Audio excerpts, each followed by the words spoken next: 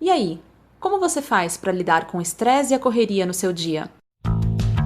Eu sou Mariana Ferrari. Eu sou o Thiago Liberal. E esse é o Provox, o podcast para você provocar sua mente e levar a vida de um jeito mais leve. A cada episódio, vamos falar sobre nossa busca por autoconhecimento e espiritualidade e conversar com quem já está nesse caminho.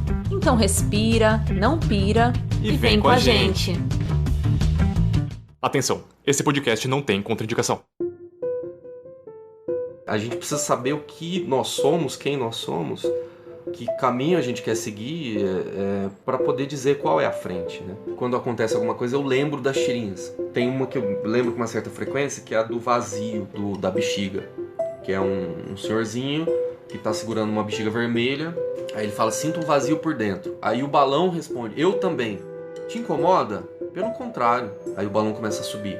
É o vazio que me move. Todos nós sentimos um vazio, às vezes mais, às vezes menos. E isso me ajuda a simplificar.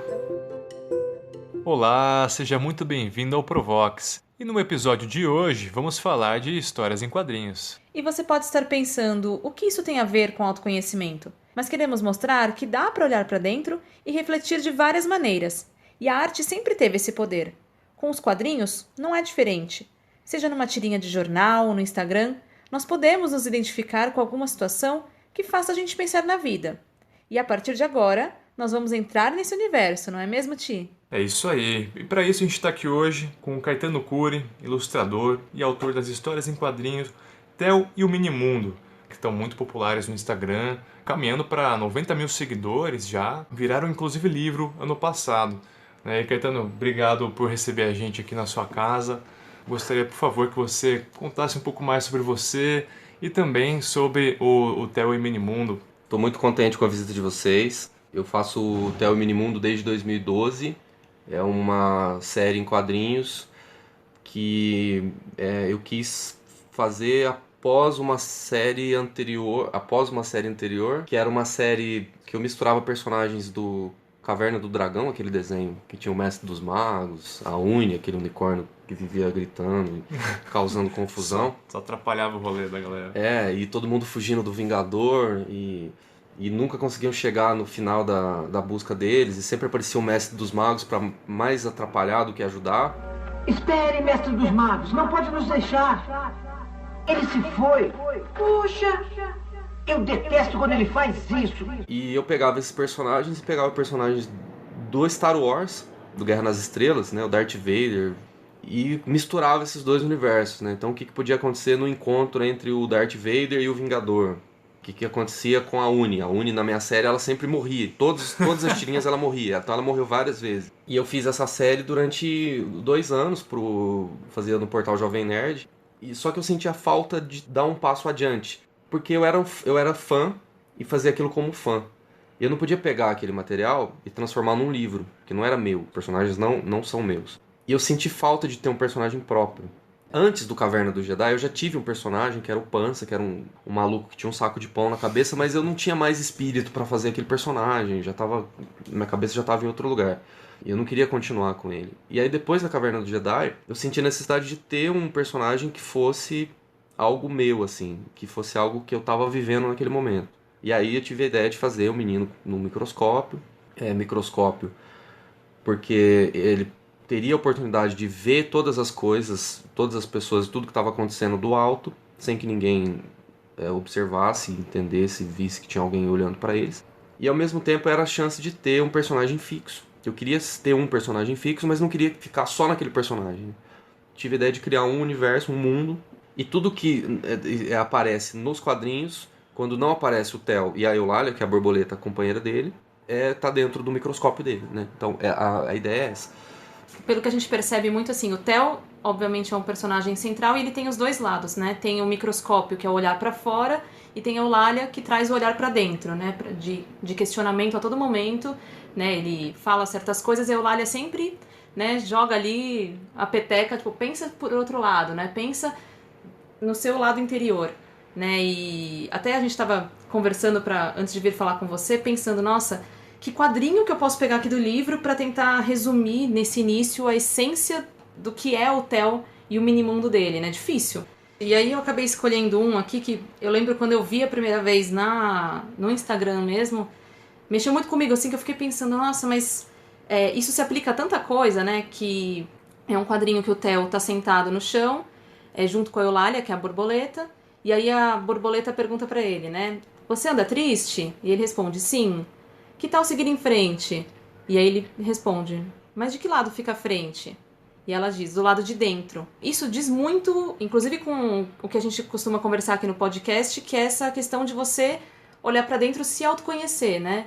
Imagino que o Theo tem muito de você ali também, né, nesse processo. Queria entender melhor como que é essa relação sua com o seu processo de autoconhecimento. Tá. Ainda bem que você não pediu pra eu explicar a tira, porque eu não sei se eu ia conseguir explicar. Mas talvez eu possa contar os bastidores dessa tira, por exemplo. Isso pode surpreender muita gente, mas é a história de um amigo, um colega meu que trabalhava, era um colega de trabalho, não vou citar o nome, mas era um colega de trabalho que estava muito angustiado em outubro de 2018, porque o Bolsonaro estava liderando as pesquisas. E ele veio e me falou, olha, eu estou muito triste, estou muito arrasado com o que está acontecendo. E aí eu disse pra ele, olha, a gente precisa olhar pra frente, não dá pra ficar aqui. Aí ele, não sei nem de que lado fica a frente mais. Aí eu falei, isso dá uma tirinha. E depois eu pensei e falei, mas de que lado fica a frente? Eu falei, a frente tá do lado de dentro. A gente precisa saber o que nós somos, quem nós somos, que caminho a gente quer seguir para poder dizer qual é a frente, né? E aí coloquei depois nas palavras da Eulália essa história a gente tem que olhar pra frente. Mas eu acho que você perguntou sobre se isso me afeta de alguma forma, né? Se esse tipo de material, se tem um pouco do meu dia a dia ali. Se tem um pouco do Caetano no Theo, do Theo no Caetano. Eu acho que, na verdade, o que a gente vê no quadrinho não é necessariamente uma coisa que aconteceu, uma coisa real, mas é o desdobramento de um pensamento real. Às vezes o final da tira, por exemplo, essa aí, o final, a gente tem que olhar pra dentro. Eu não disse isso naquela conversa, mas depois eu refleti e pensei, puxa, essa frase funciona ali. Aquilo se manifesta de forma diferente em cada um, né? Porque a gente tem a visão do mundo de acordo com o que a gente viveu, de acordo com o que nós sentimos, de acordo com as pessoas com quem nós convivemos, com as experiências pelas quais nós passamos. Cada um enxerga o mundo de um jeito. Mas eu não respondi a pergunta ainda que você fez, né? Que vocês fizeram. Eu acho que... De como que isso tem a ver com o seu processo de autoconhecimento. É porque eu não quero responder, então eu fico enrolando. Mas aqui é pra te tirar da zona de conforto. Aqui é o Provox, cara. A gente vai te provocar mesmo. Eu diria talvez que é um diálogo entre... sabe o Senhor dos Anéis, que tem lá o Sméagol, o Gollum, que é aquele serzinho que vive não é no esgoto. Nas profundezas, vamos dizer assim. Como se fosse no esgoto, que vive nas profundezas. Lá nas sombras, né? Isso, e tem algum momento que ele fica dialogando com ele mesmo. Ele tem... É como se fosse o bem e o mal, o anjinho e o capetinha, um em cada lado do ouvido. É uma dualidade, né? Eu acho que o Theo e Eulália é uma espécie de dualidade entre a ignorância e um lampejo de lucidez, que seria a Eulália. São breves lampejos de lucidez que o autor tem e que ele decide registrar aquilo na voz de uma personagem. Todas as ideias que estão ali não são ideias originais, não são ideias novas, não é a primeira vez que alguém falou isso. Então tem algumas tirinhas ali que são baseadas em versões, em coisas que eu li, por exemplo. Ali uma vez num livro que fala sobre o Confúcio, um livro do Confúcio, alguma coisa, eu falei, isso é muito profundo. E aquilo me tocou e tive imediatamente um insight de transformar isso numa tira, né? Mas não com as mesmas palavras, mas a ideia, porque na verdade eu acho que não existe nada de novo. Tudo que a gente vê e ouve é a continuação de algo que alguém já falou antes. O que eu faço é colocar ali uma aquarelinha e registrar um incômodo meu.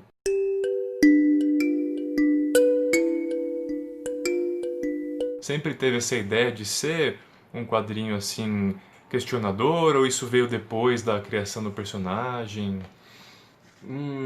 Eu acho que veio depois. A primeira tirinha já é meio questionadora, que questiona a violência, questiona como nós, seres humanos, micróbios aqui na Terra, nos achamos os donos do universo, sendo que o universo é muito maior. Então é mostrar como a gente é pequeno. Nessa primeira fase ele era muito...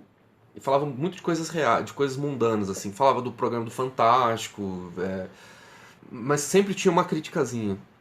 Quando eu entrei na fase orgânica, que eu comecei a desenhar na mão e pintar com aquarela, ele começou a entrar numa viagem mais universal, mais metafórica. Muita questão realmente do autoconhecimento. Começou uma análise mais social, talvez, né? Eu acho que sim. Até por como você teve um insight, né, de criar o Theo e o Minimundo, né? Não com esse nome, né, exatamente no momento, né, mas a gente ouviu uma entrevista sua, né, que você teve essa ideia numa livraria, né? Sim, lá em Ribeirão Preto. Que eu tava andando no shopping, e aí eu vi a livraria... Tava cheia a livraria, né? Então tinha bastante gente. Falei, gente, quem que fala que o brasileiro não gosta de ler? Aí na mesma hora eu pensei, não, mas se todo mundo estiver comprando a biografia do Justin Bieber? E aí eu imaginei, nossa, isso dá uma história em quadrinho. Fazer alguém olhando com uma lente de aumento, com uma lupa que vai se aproximando. Eu falei, por que não um microscópio? E aí veio a ideia de fazer um menino com microscópio. Eu falei, esse é o personagem que eu tava procurando.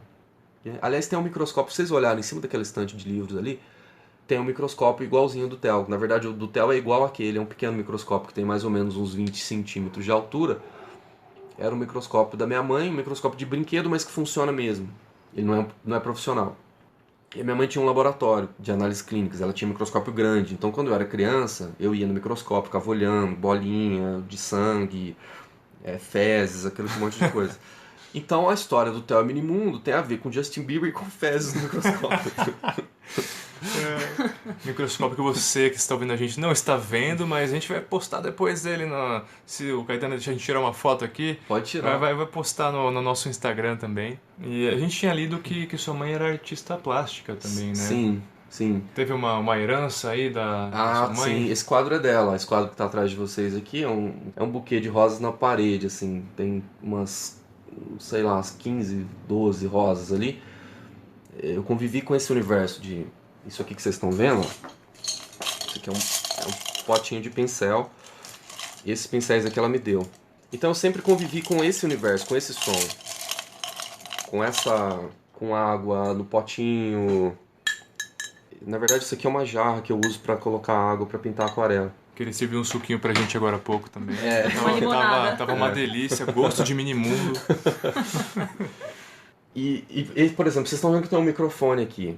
Eu trabalhei como radialista a vida inteira. 17 anos como rádio, agora eu trabalhei na Rádio Bandeirantes até o fim do ano passado.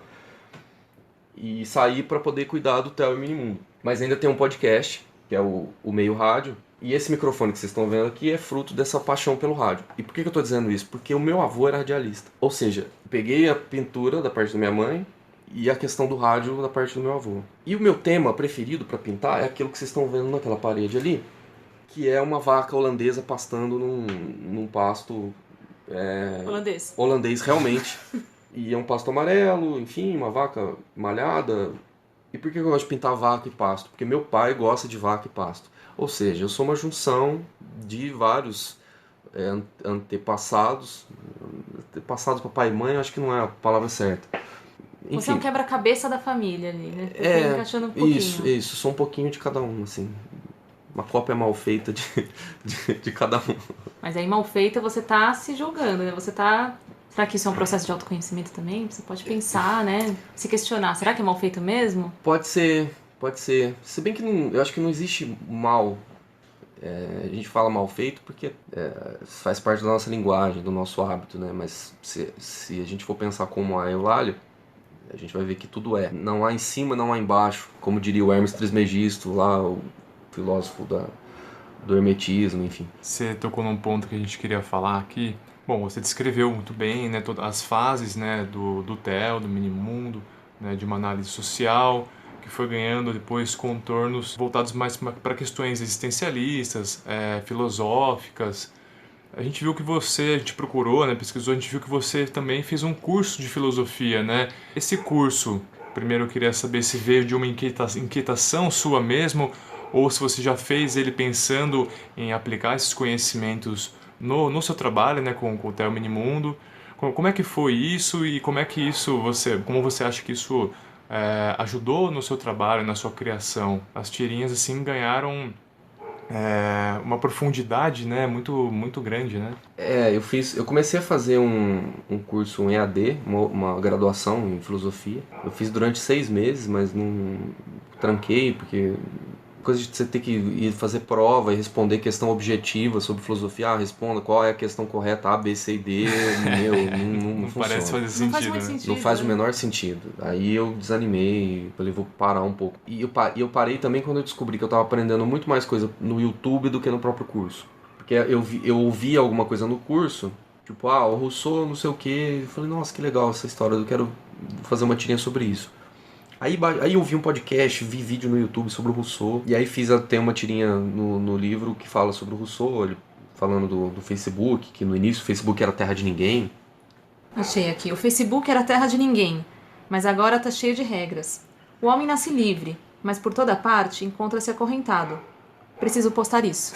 Aí ele pega o celular e posta, né? Eu fiz o curso porque eu queria ampliar o pensamento, porque eu acho que a filosofia ela faz a gente ampliar o pensamento e faz a gente ter vocabulário, ter repertório, ajuda a gente a ligar uma coisa na outra ou a desligar uma coisa da outra, analisar em profundidade o que a gente está ouvindo do outro e ver que tudo isso que a gente vive é tudo uma grande construção humana, que no fundo, se a gente for perguntar, mas por quê? Porque a gente vai chegar a lugar nenhum, né? Tudo vai parar num grande vazio, num grande nada. Inclusive essa minha resposta, eu estou me esticando absurdamente para chegar não sei aonde eu quero chegar. Mas enfim, aí eu parei o curso, mas foi muito legal e recomendo que todos façam, não curso de filosofia formal assim, mas algo para se conhecer, sim, para conhecer, não isso. se conhecer só, né, mas conhecer um pouco mais da história, do pensamento da humanidade, né? Sim, isso é fundamental, Mas aí depois eu descobri uma outra coisa, além da filosofia, que eu acho que é um passo à frente, que é a psicanálise. Aí eu passei por sessões de psicanálise no ano de 2018, que me fizeram me enxergar de uma forma muito diferente da forma como eu enxergava. E aí eu vi que sim, a filosofia é necessária, mas você precisa também ter ali o complemento das sessões de análise, de sessões de psicologia. Você precisa aí a história do olhar para dentro faz total sentido.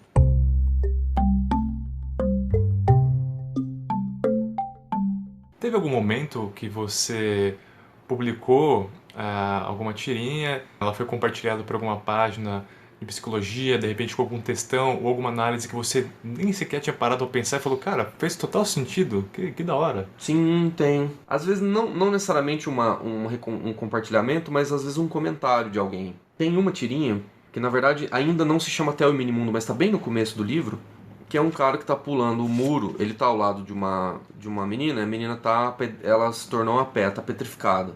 Os dois estão sentados no banco de uma praça. Aí tem um muro cor-de-rosa separando os dois, e do outro lado do muro tem um monte de mulher colorida, com roupas coloridas, mulheres reais. Aí ele levanta do banco, olha pro outro lado, vê que a mulher dele tá petrificada e que do outro lado tem mulheres reais. Aí ele pula o muro. No que ele pula o muro, as mulheres reais ficam petrificadas também. Aí ele olha de volta pro outro lado e a mulher dele, que estava petrificada no banco, volta a ser uma mulher real. E aí ele abaixa a cabeça e escorre uma lágrima. O autor quis dizer que a gente nunca está satisfeito com quem está do nosso lado. E não vou dizer nunca aqui, mas existem pessoas que não estão satisfeitas com o que tem.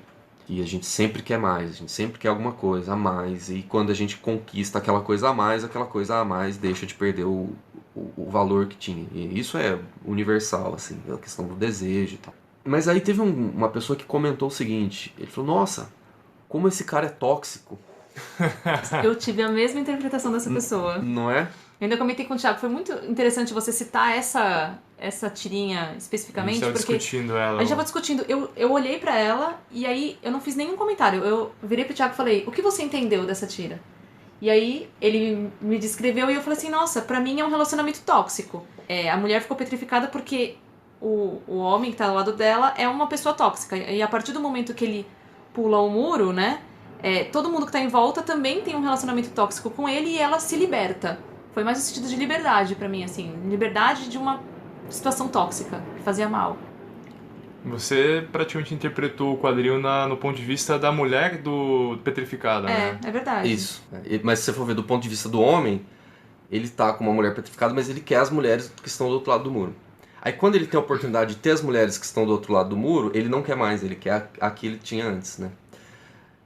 Mas aí eu achei muito interessante essa visão do homem tóxico. Isso é muito legal do quadrinho. Principalmente do quadrinho que não tem fala, que é no caso dessa Tina. Não tem fala, não tem texto. Porque você abre o horizonte de interpretações. A minha psicanalista falou isso. Falou, olha, a linguagem do quadrinho se aproxima muito da psicanálise, porque a psicanálise não é uma coisa falada. Ela não é uma coisa fechada, ela não tem lá uma lista de coisas. É tudo muito aberto, é tudo muito amplo, são conexões que não param, né? E às vezes é difícil definir. Eu uso as tirinhas, eu mesmo uso para mim mesmo. Quando acontece alguma coisa, eu lembro das tirinhas. Tem uma que eu lembro com uma certa frequência, que é a do vazio, da bexiga. Que é um senhorzinho que está segurando uma bexiga vermelha. Aí ele fala, sinto um vazio por dentro. Aí o balão responde, eu também. Te incomoda? Pelo contrário. Aí o balão começa a subir. É o vazio que me move. Essa tirinha me vem com uma certa frequência, assim, né? Porque todos nós sentimos um vazio, às vezes mais, às vezes menos. E isso me ajuda a simplificar. É isso, o vazio me move. Se eu não sinto vazio, eu não vou fazer as coisas. Se eu não sinto a necessidade, se eu não sinto a vontade, né? Você pode chamar o vazio de qualquer coisa, de vontade, de desejo, né, vontade de potência. Eu tenho vazio, eu preciso preencher. Vamos falar um exemplo real do vazio. Tem uma garrafa d'água ali que está quase acabando. Ela ficar vazia, eu vou ter que me mover. Se eu não me mover, eu morro. Eu preciso preencher porque eu preciso preencher minha sede. Isso é uma coisa física. Agora tem as coisas que também são físicas, mas que a gente trata como não físicas, né? Que são os desejos humanos, os humores, os amores, as outras coisas aí. A gente vive muito pensando que o vazio é uma coisa ruim, né? Eu tô sentindo um vazio por dentro e isso, nossa, me dá uma angústia, me dá uma sensação ruim. E muitas vezes a gente pode, e essa tirinha fez isso comigo, assim, ressignificar esse vazio, sabe? Sim. Ele é um vazio de ação, de movimento, de exercer a minha criatividade, sabe? De motivação. Não é uma coisa sobrenatural, né? Não é uma coisa que a gente não tem que sentir. Faz parte da nossa vida. E se a gente souber usar isso a nosso favor, tudo bem.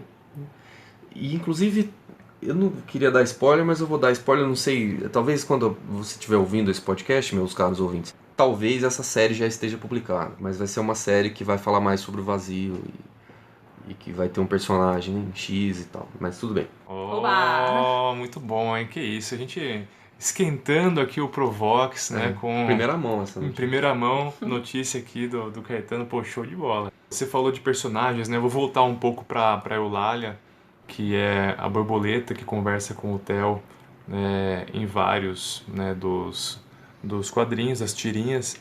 Tem um que me chamou uma atenção, assim, que eu vou tentar dar uma interpretada aqui, né? Que é um diálogo que começa com o Theo observando, né, o mundo, falando, puxa vida, esse cara se acha uma estrela. E ela fala, deixa ele. Mas ele é um nada, só mais um no meio de bilhões. E ela só, com sua sabedoria, responde, né, assim como toda estrela. Cara, isso é muito louco, né, porque a gente vê muita gente se incomodando, às vezes, com o brilho alheio, né, ao invés de tentar, que nem ela também fala em outros quadrinhos, olhar para dentro, né, enxergar o seu brilho, né, o seu potencial, como você pode colocar sua verdade no mundo e se incomodando com a maneira que outras pessoas se expressam, né, achando, aquele cara tá se achando a última bolacha do pacote, não sei o quê. Será que todo mundo tem essa Eulália, assim, essa consciência mais elevada, assim, que fala no fundinho da cabeça, assim? Eu acho que todo mundo tem. O problema é que às vezes a voz fala e a gente não ouve, né? Eu acho que todo mundo tem a voz. É que às vezes a gente não tem ouvido. E tem gente que não quer escutar, né? Porque o ouvir a verdade causa um incômodo. Você tem que desapegar daquilo que você acredita. E quando você desapega daquilo que você acredita, você deixa de ser quem você é. E por mais talvez ruim que esteja a sua condição, você quer se apegar a ela porque você acha que talvez pode ficar pior. Se eu tenho tal coisa, eu penso assim, se eu deixar de pensar, eu vou cair no desconhecido, né? A gente tem medo do desconhecido. E se a gente ouvisse mais, né, como diz aquele texto lá do Rubem Alves, a escutatória, né? Se a gente tivesse um curso de escutatória mais do que de oratória, as coisas seriam... Tem uma tirinha, aliás, que fala disso, que ele pergunta, não estou bem hoje. Não estou bem hoje. Ele fala pra ela, diz alguma coisa pra eu ficar melhor?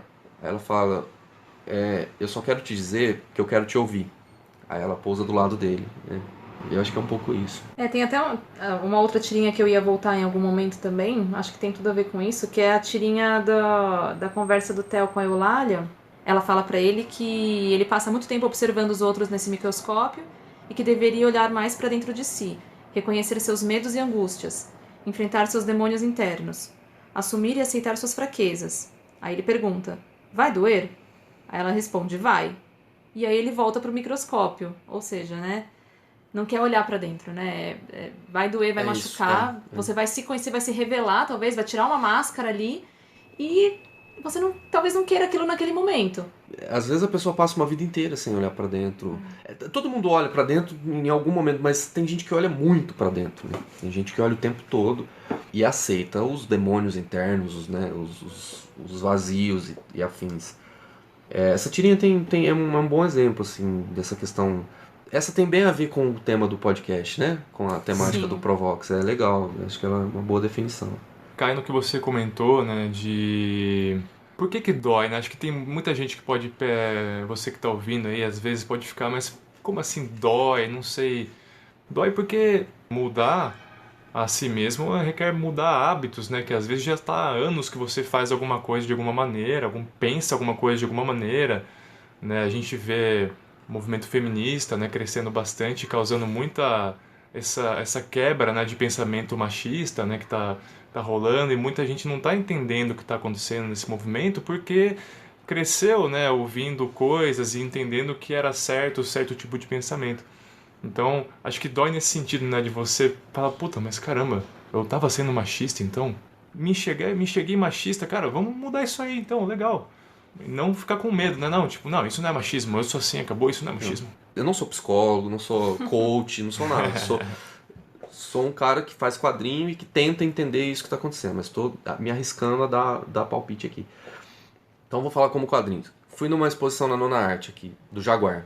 Grande mestre Jaguar, 90 anos, quase 90 anos de cartoon. Nossa, o maior cartunista brasileiro vivo é o Jaguar. Eu acho que na história do cartoon brasileiro sempre vai ser o Jaguar um dos grandes, assim.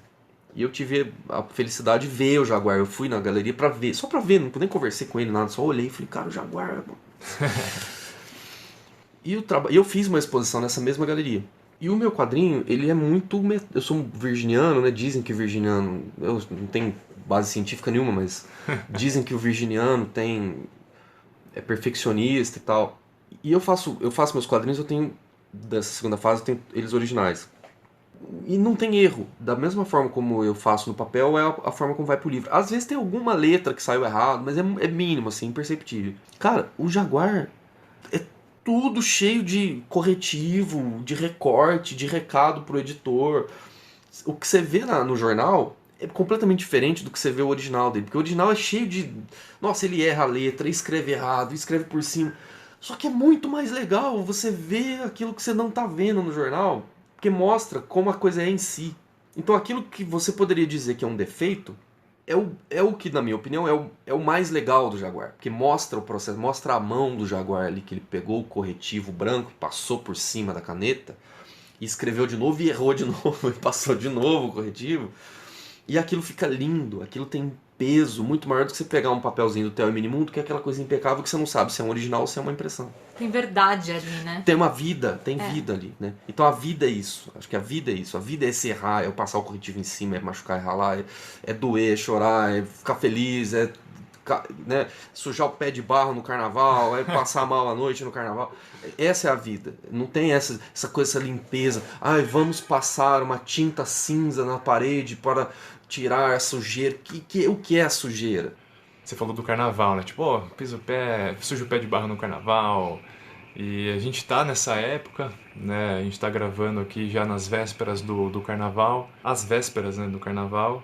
E tem um quadrinho, cara, uma tirinha tá no seu livro também, que é muito o reflexo de talvez para muita gente nessa época, né? Que é você tirar, na verdade, a sua fantasia social, que é o quadrinho mostra uma pessoa com uma máscara, né? Quadrinhos acinzentados, né? Uma pessoa com uma máscara indo trabalhar, né? Segunda, terça, quarta, quinta, aí sexta, chega no sábado, quadrinho colorido, o cara curtindo pra caramba. Ele tira a máscara. Tira a máscara, domingo o cara se esbaldando, até chora de tanta alegria, né? Pô, aí beleza, segunda, terça, na quarta ele já olha de novo pra máscara, na quinta ele volta a trabalhar naquele clima cinzento, e na sexta tá ali com a máscara no seu computador.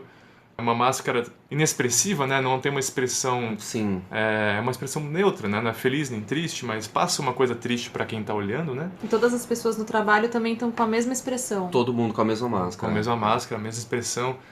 E eu acho que diz muito sobre essa época também, né? Como para muita gente o carnaval é uma oportunidade para se mostrar quem realmente é, sem medo de julgamento, né? Porque tá todo mundo na mesma vibe, né? Sim. As pessoas ficam alegres sem motivo, umas fantasias nada a ver, umas fantasias muito loucas, pessoas quase peladas, porque elas querem se expressar dessa maneira sem... Você tem a permissão para fazer isso. É muito louco. E como no resto do ano, se a gente fizer as mesmas coisas que faz no carnaval, a gente vai ser julgado, vai ser taxado de maluco. E quanta gente não fica esperando o ano todo pro carnaval por isso, né? Porque é a única oportunidade que a pessoa vai ter no ano de se mostrar quem ela realmente extravasar. É porque a gente é muito julgador, né? Todo mundo é juiz o tempo todo, a gente tá sempre uma pessoa vigiando a outra e aí no carnaval a gente tem essa possibilidade aí de passar mal, de sei lá, de fazer tudo que acha que tem que fazer. Mas também eu acho que é uma certa euforia. Eu acho que há também nossa, porque carnaval, então agora eu tenho que ir até o fim, né? Até o limite, tem que fritar, como eles dizem. Não, vamos fritar. Aí também, não sei, eu acho que nem lá nem cá, né? Você ser aquela coisa fria, aquela máscara o tempo todo, fingir que você é uma coisa ao longo do ano. Depois no fim você extrapola até quase morrer, eu acho que dá para manter o equilíbrio, o caminho do meio, né, que os budistas falam, né? Acho que serve para todas as situações, né?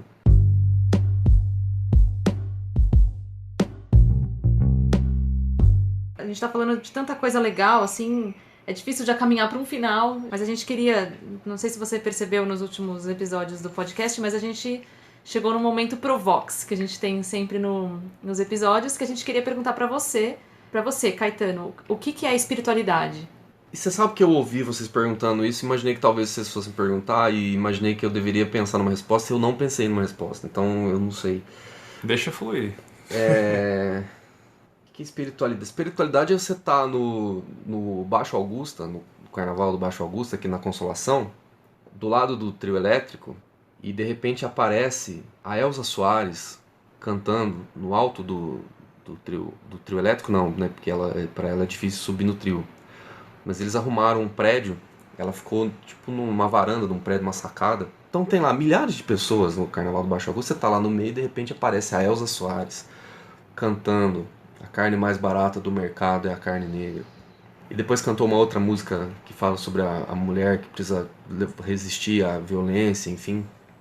E aí você fecha o olho, você tá no meio daquele monte de gente dançando, assim, você fecha o olho, ouve aquela voz, aquele histórico, aquela força daquela mulher, tudo que ela representa, não só pra música, mas também pela questão da mulher, né, o que ela aguentou com Garrincha, toda aquela coisa difícil, numa época completamente diferente da nossa, ela já era essa força toda, né, um exemplo. Aí você fecha o olho, vê e começa a pensar nisso, às vezes nem pensa, né? Às vezes você tá só sentindo. Isso é espiritualidade. Você ter essa conexão, você sentir ali o que uma pessoa consegue transmitir para outra, essa é uma definição. Seria tipo a conexão. Essa conexão causada, né? Eu acho que sim. É a possibilidade de você ativar essa conexão. Você consegue ativar isso. O que é espiritualidade? Não sei. Trazendo aqui pra dentro, é sentar aí onde você está sentado nesse sofá todo dia de manhã, aí já é mais um ritual, né? Acordar, fechar o olho, sentar, fechar o olho, ficar 5 minutos aqui tentando não pensar em nada, ou tentando concentrar só na respiração, e de repente você ter uma noção que o mundo está girando, que você está girando junto no mundo, assim. Isso é um pouco de espiritualidade também. Bom, agora que já fizemos o Momento Provox com você, né, a gente queria abrir um espaço também para você falar aqui as suas redes sociais, o tipo de contato que você quiser divulgar também, para quem ficou interessado com o seu livro, como comprar o seu livro também, como adquirir o seu livro, né, que inclusive, aliás, vale colocar aqui também, teve um apoio absurdo, né, no Catarse, né, na plataforma de financiamento coletivo, né, para quem não conhece. Bateu 3 vezes a meta, muita gente ficou feliz da vida com o Theo e o Minimundo, provando a força desse projeto. A força desse trabalho que você faz. Espero que as pessoas, que isso seja uma mensagem, né, de que as pessoas estão olhando mais para dentro mesmo, né? Tomara, A proposta, na verdade, eu não tenho essa intenção, sabe? Vou fazer o livro para influenciar as pessoas, abrir a cabeça. A proposta é fazer para eu organizar minhas ideias, porque é a forma que eu encontro de me expressar. O livro está na 2ª edição. A primeira edição está praticamente esgotada, tem pouquíssimos exemplares da primeira edição, então já estou vendendo da segunda faz um tempo. No lojinha.teoeminimundo.com.br. No Instagram, só escrever lá Theo e Minimundo vai aparecer, não é difícil. No próprio Instagram tem o link para a lojinha, para quem quiser comprar o livro. No Instagram tem as tirinhas que foram feitas depois do livro, que talvez a gente tenha um segundo livro aí não sei quando. Mas basicamente é isso. Começando pelo Instagram, já dá para seguir o caminho aí. O livro a gente manda para todo o Brasil, o frete é R$ 6,85 de frete, o livro custa R$40, é um preço único assim de frete por livro. Então é um preço legal e quem quiser dar uma olhada lá tá convidado. Boa. E aí, só pra terminar, mais uma vez, né? Já falei isso mais uma vez, mas tudo bem, agora é fato. A gente já falou bastante do livro, mas a gente queria uma dica sua também, de repente, um filme, uma série, uma peça, algo que tenha a ver com esse contexto que a gente está conversando. Filme, O Show de Truman, que é o filme do Jim Carrey, que é aquele filme que o Jim Carrey não é engraçado. É um drama. Eu acho que todo mundo já deve ter visto na sessão da tarde o Show de Truman, que é a história de um cara que está preso no reality show. Ele nasce num reality show. É um imenso local, uma cidade. Eles criaram realmente um mini-mundo. Aliás, o Show de Truman o Theo e o Minimundo tem uma certa ligação com o Show de Truman, que todo mundo fica observando o cara lá de cima, mas ele não sabe que ele está num programa. E aí ele começa a perceber que existe alguma coisa errada na vida dele. Ele começa a perceber que todo mundo faz as mesmas coisas todo dia, que todo mundo, aquele cara da bicicleta passa ali todo dia, a moça com o buquê de flores passa todo dia no mesmo local. Ele falou, por que todo mundo faz tudo igual todo dia? Mas é porque é um programa de TV. Mas não é porque é um programa de TV, a crítica não é essa. É porque a gente faz tudo igual todo dia, né? Então, o Show de Truman, mas vejam com esse lado filosófico aí do cara que percebe como algo, que o mundo é algo artificial. E livro... Theo e Minimundo. Tem um livro, Theo e Minimundo, o livro. Esse é legal. Mas tem o Mundo de Sofia, que tem a ver também com essa temática do autoconhecimento. O Mundo de Sofia é a introdução, é a história da filosofia, uma introdução. É um livro espetacular, espetacular. É uma história de uma garota que começa a receber cartas de um estranho, e esse estranho é um professor de filosofia, e ela embarca numa viagem filosófica é um clássico, né? Já se tornou um clássico. E tem um mistério todo, e ela descobre várias coisas, e ela começa a perceber quem ela é. E com a temática do autoconhecimento, eu acho que o Mundo de Sofia cai muito bem aqui, como indicação. Maravilha, então. Esse foi Caetano Cury, aqui com o Provox. Caetano, muito obrigado mesmo por receber a gente na sua casa. Foi uma conversa tanto... Gratidão mesmo. Valeu, Thiago. Valeu, Mariana. Fiquei muito feliz aqui com a visita. Desejo todo sucesso para vocês. Acho que o tema é muito pertinente, é muito necessário. Vou espalhar o Provox para todo mundo que eu conheço. E sugiro que todos façam o mesmo, que todos sigam, que todos compartilhem esse episódio, os demais episódios, porque a gente tem que seguir olhando para dentro para viver melhor. Boa, e a gente espera poder acompanhar o seu próximo livro, que venha rápido, porque a gente gosta muito das suas tirinhas. Tomara. Obrigado, gente. Valeu.